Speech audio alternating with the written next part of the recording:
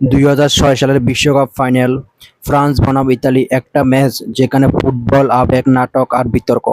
বার্লিনের সেই রাতে বিশ্বকাপ ট্রফির জন্য মুখোমুখি হয়েছিল দুই শক্তিশালী দল।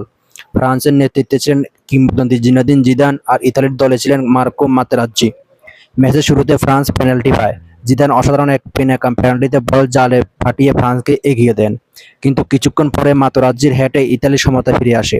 এরপর 90 মিনিট ধরে চলে তীব্র লড়াই, কিন্তু আর গোল হলো না। ম্যাচ চলে যায় অতিরিক্ত সময়ে। আর ঠিক তখনই ঘটে যায় এমন একটি ঘটনা যা আজও ফুটবল ইতিহাসে অন্যতম আলোচিত মুহূর্ত। জিদান ও মাতেরাজ্জির মধ্যে কথা কাটাকাটির পর জিদান মাথা দিয়ে মাতেরাজ্জির বুকে আঘাত করে। রেফারি লাল কার্ড দেখান জিদানকে। বিশ্বকাপ ফাইনালের সবচেয়ে গুরুত্বপূর্ণ মুহূর্ত মাঠের বাইরে চলে যেত ফ্রান্সের অধিনায়ককে। জিদানের জন্য সেটি ছিল শেষ আন্তর্জাতিক ম্যাচ, বিশ্বকাপের ফাইনাল, আর সেই ম্যাচে এমন এক বিদায় যা তার ক্যারিয়ারের সঙ্গে চিরদিনের জন্য জড়িয়ে থাকবে।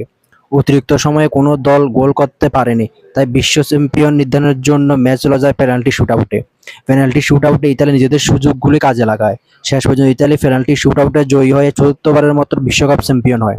কিন্তু 2006 সালের সেই ফাইনাল মানুষ শুধু ইতালি জয়ের জন্য মনে রাখেনি, মানুষ মনে রেখেছে জিদানের সেই পেনাল্টি, মানুষ মনে রেখেছে মাতেরাজ্জির সেই গোল, মনে রেখেছে সেই হেডবাট, মনে রেখেছে সেই লাল কার্ড, আর মনে রেখেছে এক কিংবদন্তির বিশ্বকাপ ক্যারিয়ারে এমন এক বিদায় যা ফুটবল ইতিহাসে চিরকাল বিতর্কিত হয়ে থাকবে।